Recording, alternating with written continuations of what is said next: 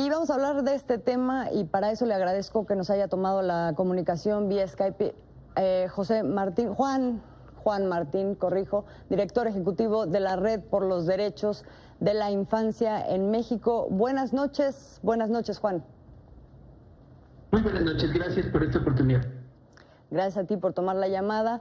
Bueno, pues estos últimos acontecimientos ponen sobre la mesa pues, la necesidad de hablar de lo que está pasando con jóvenes y niños que se ven involucrados en ciclos de violencia que tienen que ver con el crimen organizado.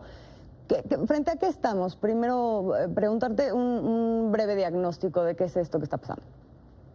Sí, llevamos ya al menos una década de violencia armada generalizada.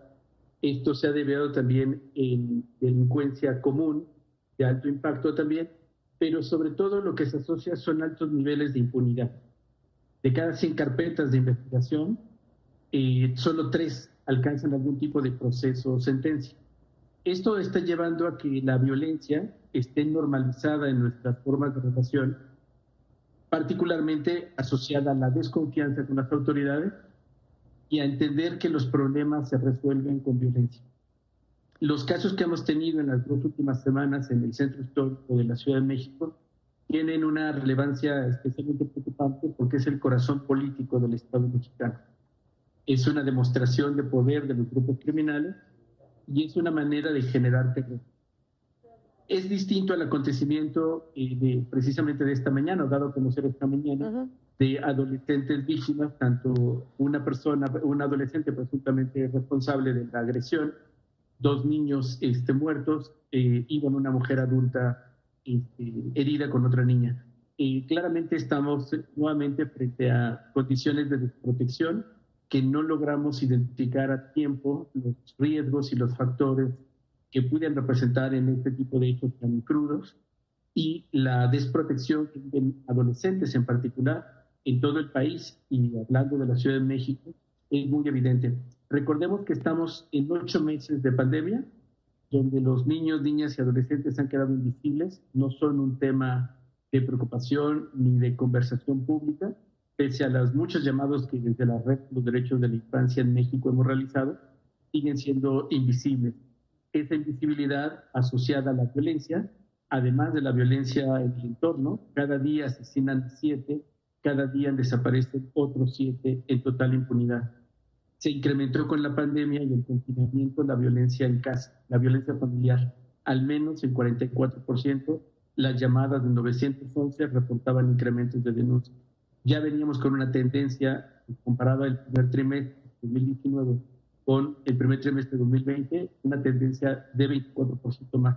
Aún los datos no están claramente disponibles para saber, pero claramente se están conjugando muchos factores que se resumen en desprotección, ausencia de las instituciones del Estado y las comunidades por el confinamiento y el cierre de escuelas, que son espacios de protección, están dejando cada vez más solos a niños y adolescentes. Juan, te preguntaría, ¿qué integraría una política integral para enfrentar una problemática tan compleja? Ustedes han lanzado la estrategia, han estado impulsando la Estrategia Nacional para Prevenir y Atender la Violencia Armada en contra de niños, niñas y adolescentes.